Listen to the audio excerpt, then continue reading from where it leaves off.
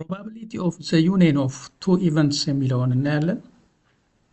የሁለት events union probability እንዴት እንደሚፈልግ እናያለን። Let A and B be two events in the sample space of random experiment.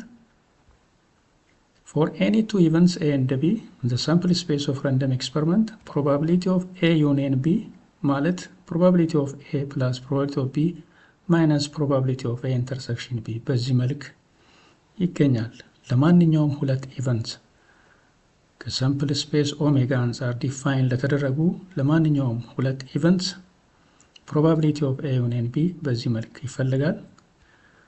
ሁለቱ ኢቨንትስ mutually exclusive ከሆኑ ኢቨንትስ ከሆኑ probability of A intersection B 0 ነው የሚሆነው። እችኛው probability of A intersection B 0 ስለሚሆን ይሄ ፓርት ብቻ ነው የሚኖረው። ያ ማለት probability of A union B is equals to probability of A plus probability of B ይሆናል። ሌላው ሁለቱ ኢቨንትስ ዲፔንደንት ከሆኑ ደግሞ probability of A intersection B ይሄ ነው የሚሆነው።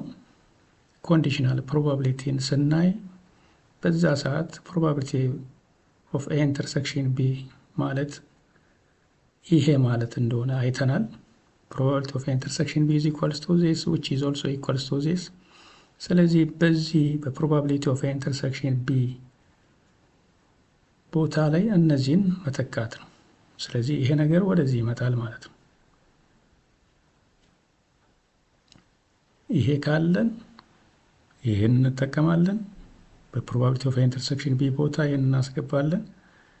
ይሄ የሚታወቅ ከሆነ ከታወቀ ይሄን የሚገኝበት ካለ የሚገኝበት ወይም ከተሰጠን ወይም እናገኝበት መንገድ ካለ ይሄን በመጠቀም probability of A union B እናገኛለን።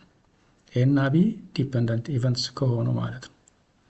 ሌላው A እና B ኢንዲፔንደንት ኢቨንትስ ከሆኑ probability of A intersection B እችኛዋ probability of A intersection B ማለት probability of A times probability of B ነው። በዚህ ቦታ probability of A times probability of B እንጠቀማለን። ስለዚህ ይሄ ነገር probability of A union B is equals to probability of A plus probability of B minus probability of A times probability of B በዚህ መልክ መፈለግ ይቻላል። ለማንኛውም ሁለት ኢቨንትስ ከሳምፕል ስፔስ ኦሜጋ አንፃር ዲፋይን ለተደረጉ ለማንኛውም ሁለት ኢቨንትስ በዚህ መልክ probability of A union B እንፈልጋለን። mutually exclusive ኢቨንትስ ከሆኑ በዚህ መልክ፣ ዲፔንደንት ኢቨንትስ ከሆኑ በዚህ መልክ፣ ኢንዲፔንደንት ኢቨንትስ ከሆኑ ደግሞ A እና B ኢንዲፔንደንት ኢቨንትስ ከሆኑ በዚህ መልክ መፈለግ እንችላለን።